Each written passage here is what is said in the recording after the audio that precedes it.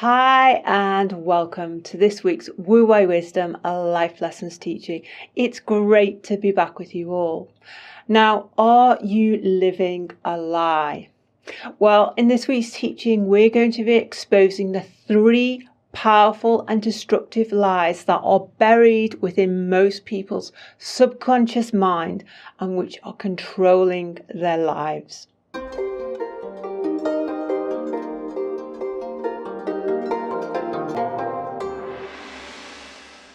Okay, David, so what are these lies? So in our model, there's 3 lies. Number 1, you're not good enough. Number 2, you can't cope.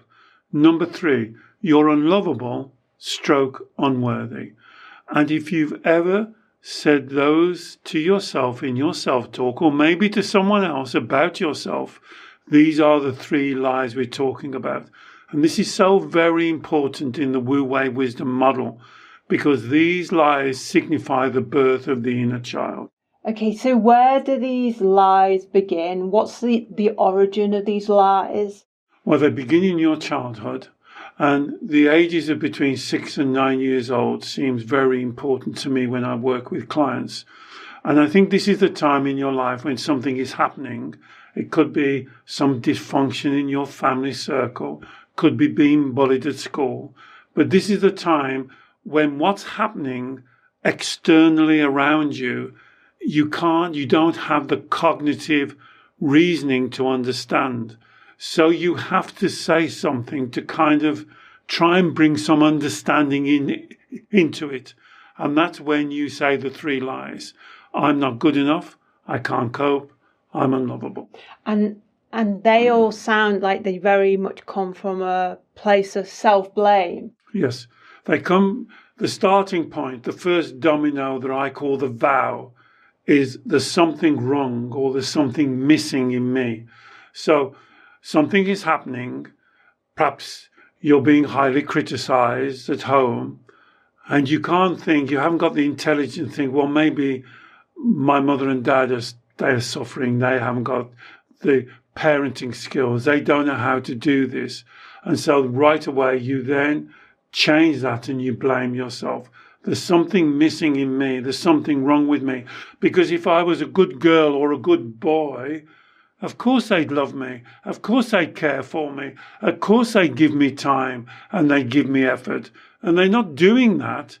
So there's something wrong with me. And then the 3 lies kind of make sense to that. It must be because I'm not good enough. It must be that I can't cope with this.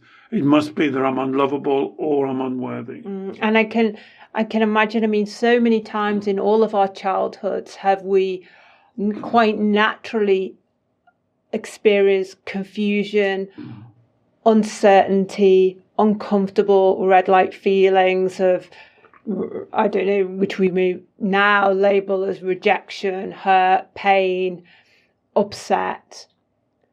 And all of those experiences in our early years, that is what makes us doubt ourselves, doubt our abilities, doubt our lovability, doubt our ability to cope with all these things happening around us. Yes, because we're looking at it through a childlike lens that hasn't fully developed. And so we haven't got the reasoning power to reason. We see our parents, and of course we need our parents. Absolutely need our parents to feed us, clothe us, put a roof over our head. They're the authority figures. Aren't they biologically programmed to care and to love us? So children believe this. And so if they can't blame their parents or their teachers or whoever, the only person in a child's mind, because it sees everything in black and white, good and bad, right and wrong, if they can't blame the authority figures, the only person left to blame is themselves. And so that's when they say, it must be me. There's something wrong with me. If I was good enough, they would love me, wouldn't they?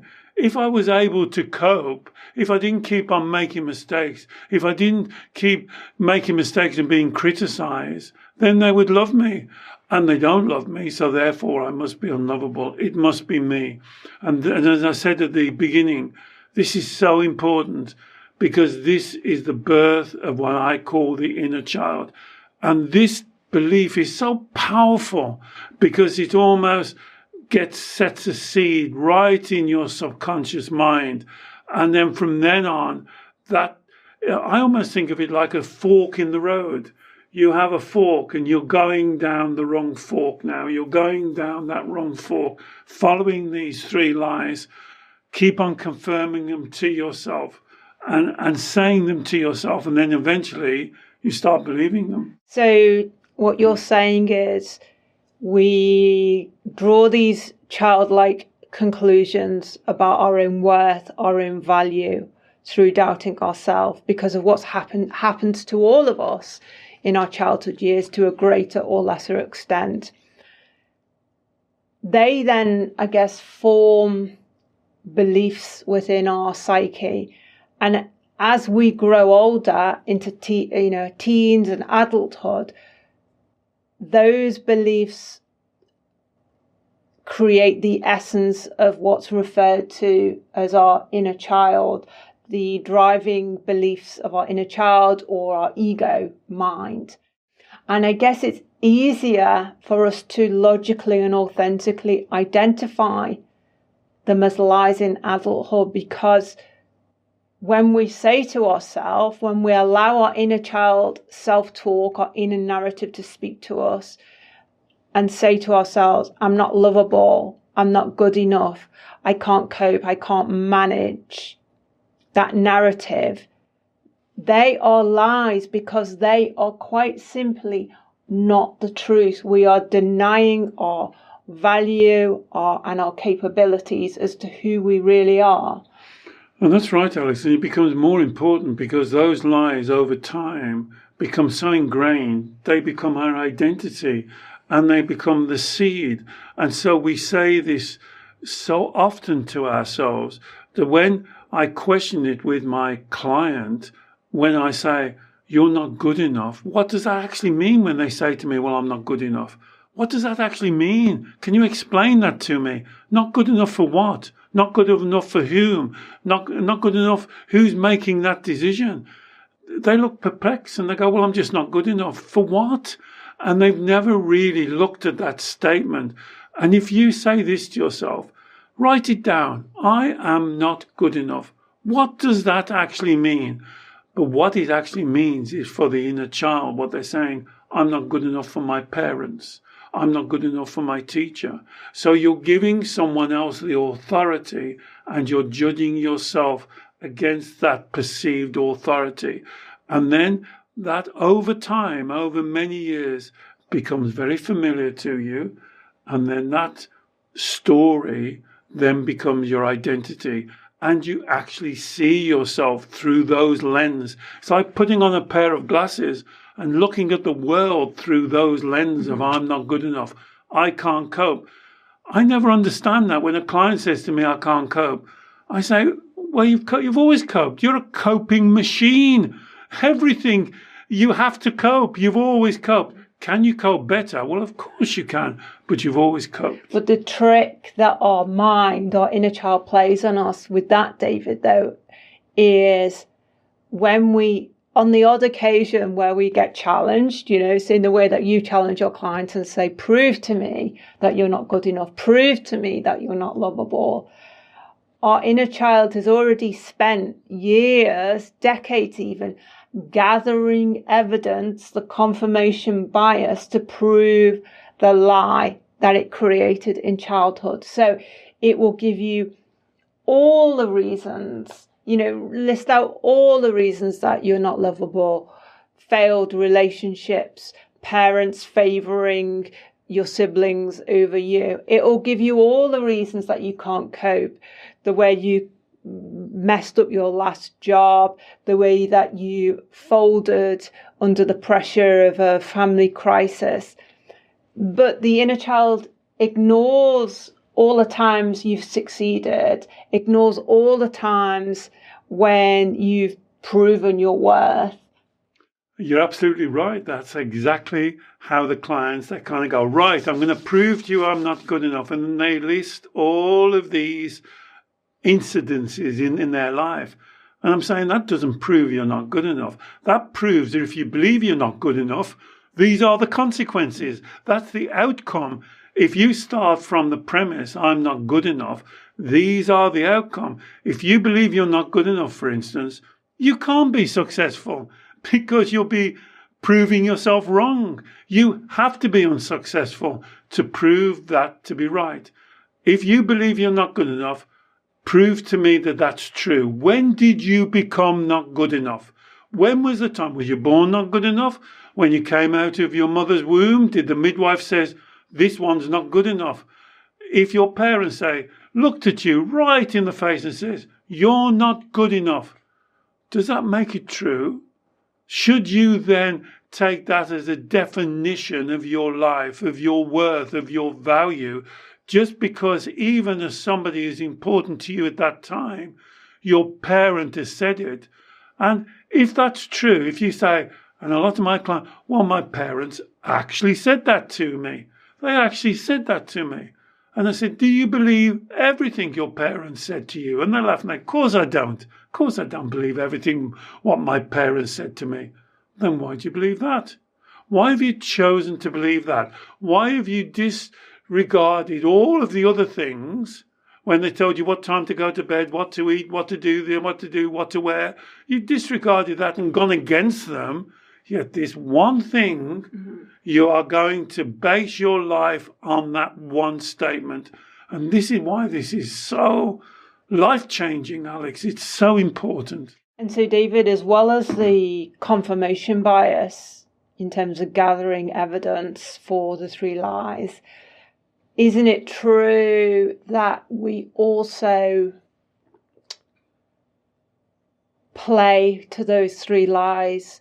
If we buy into them so much that it becomes our identity, we choose to enter into situations where our unlovability will be proved, our not good enoughness will be proved, where our ability to fold and crumble and for us to play small and avoid things will be proved because we can't cope. So I guess the consequence of believing the three lies is that we play small, we devalue ourselves, we don't live authentically, we don't reach our potential. Those are the outcomes, those are the consequences, exactly as you said. And then a lot of clients then use those consequences as a proof that they're not good enough. And it doesn't prove you're not good enough. It just means that that's the consequence of believing a lie. So you've got to look at these. And the question is, if you believe any of those three, ask yourself this question: when did I become not good enough? And why did I become not good enough? What was the point when I was good enough, spiritual, and when I became not good enough? If somebody said that to me, does that make it so? And that's really what you've got to question, because the way to change this is to do the inner child reparenting. You've got to go back to that part of your mind by doing the golden thread, and it might be a good idea to mention the golden thread for new listeners. So the golden thread is a very powerful technique that you start at the emotional feeling, because believing you're not good enough will always create an emotional feeling. So you may call this emotional feeling something like unworthy, unjustified. You may even call the feeling I'm not good enough. That's interesting. So a lot of my clients will say, I've got this feeling that I'm not good enough. That's not a name for a feeling. That's a name for a belief. And so they get so confused. A feeling is a physiological experience in your body that you are creating. So when you believe you're not good enough, you will create a red light feeling, and then you will give it a name. Anxiety, depression, fear, scared. You'll give it a name.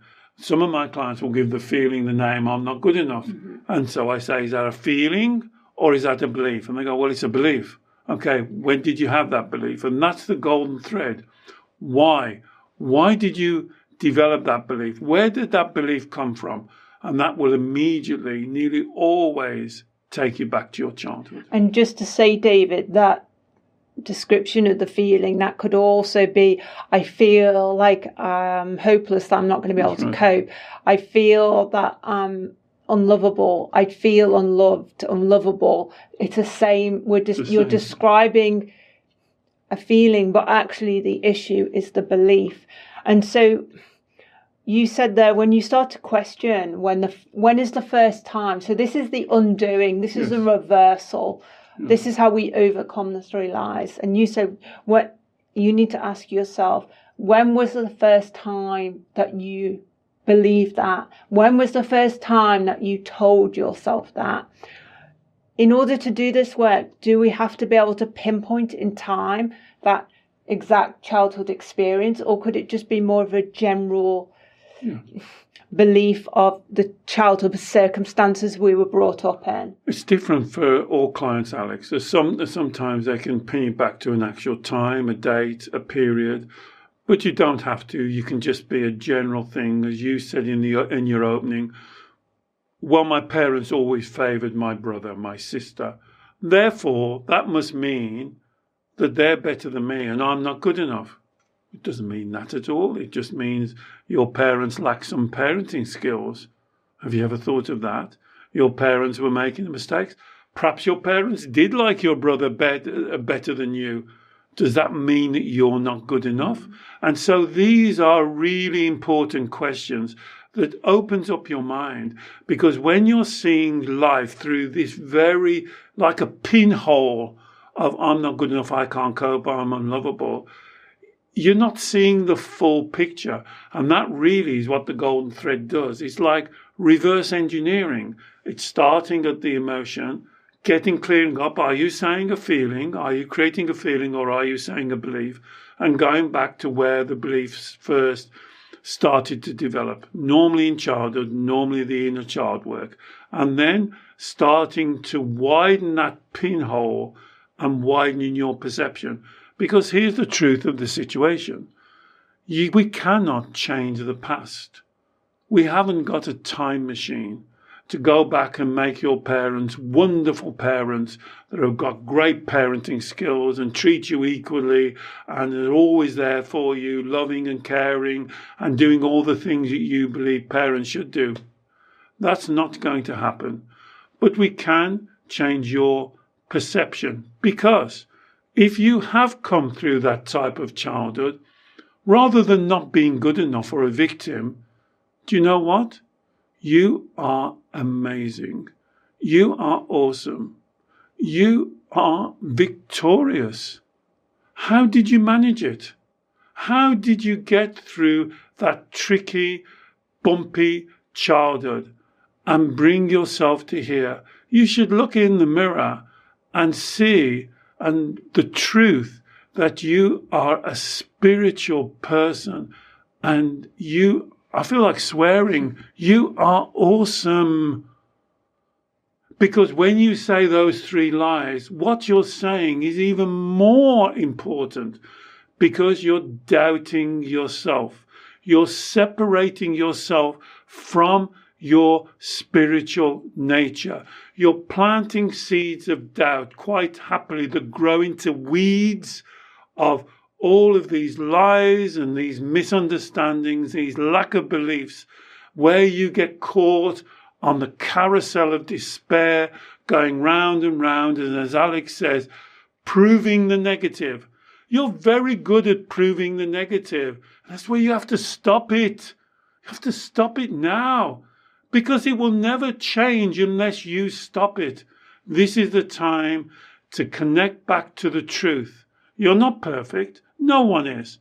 But connect back to the truth of your spirituality. Live by your honesty. Live by your integrity. What other people think about you is none of your business. What is important is what you believe and think about yourself. And David, I think, even just as like powerful takeaways from this teaching, if you can begin to recognize how now as an adult, one or all of those three lies may be operating within your conscious or subconscious mind, and how they are affecting different strands of your life, And if you simply take the time to ask yourself that question, when was the first time I told myself one of these 3 lies? What was the childhood environment I was brought up in terms of, was it conducive to me doubting myself, or was it conducive to me valuing myself? What happened in my childhood with regard to the environment I was brought up in, how my teachers treated me, how my peers treated me, that may have caused me to doubt myself and to blame myself and to turn doubt within myself. And just as those 2 powerful takeaways from this teaching, for a lot of people that can be completely transformative, that new awareness and understanding that these lies exist and the origin of them. You're absolutely right. What you just said is so powerful, Alex, because there's 2 things going on here. You have to deconstruct those lies, because as you said in your opening, if you do not deconstruct those lies, what you do, you go and focus on all of the things that prove that to be true. Yeah. You disregard all of the other things, the amazing things. And a lot of my clients said, well, nothing's ever amazing in my life. I said, look at you. You're a human being. You're living in this universe. What more do you want? What is it that you're looking for? Well, I want to believe I'm good enough. What's stopping you? For goodness sake, what's stopping you? It's just a belief. It is not etched in stone. It is not immovable. They're your beliefs. Own them. Take responsibility. This is the second bit. Take responsibility for your beliefs and make sure they're based in truth, honesty, and integrity. We seem to be focusing on, I'm not good enough. I can tell you that is not true. That is not honest. And that has 0 integrity. 0. Because it's just an opinion. Now, is it your opinion of yourself? Well, that doesn't make sense. You're telling me you're not good enough, yet you're good enough to stand in judgmental about yourself. What part of you are you judging? You see what I often say? Is it your ears that are not good enough? Your nose? Your big toe? What part of you is judging the other part of you? This is a nonsense you've got yourself into. And this is where I know a lot of you don't like it when I say this. You've got to stop it. You've got to stop it. This is, you've got yourself into a maze. Step back. Take a breath. We've done a wonderful video on believe in yourself. Believe in yourself. You know why? You're the only one you've got. This is your life. You've been blessed with this life. Why don't you focus on now reaching your potential? Why don't you focus on being the best that you can be? Why don't you focus on walking on fresh snow? Why don't you focus on you and start to live your life with your spirituality intact, living truthfully, honesty, and with integrity? Thank you, David. And I will put a link in the show notes to our other teachings that David mentioned on believing in yourself and self-worth. And we've also done a couple of beautiful guided meditations on those topics that I will also put a link to for you to enjoy. I really hope you have enjoyed this teaching and benefited from it. Please do let us know and perhaps share it with someone else who you think it may also help. David works every week with clients all over the world via Zoom video call on exactly these sorts of issues. If you'd like to learn more about David's one-to-one consultations via Zoom, I'll also put a link to learn more in the show notes. And finally, please don't forget to subscribe to our YouTube channel. We produce new long-form teachings every Saturday, as well as 2 midweek short snippets of wisdom for you to enjoy. So do subscribe. We look forward to sharing with you again very soon. Bye-bye.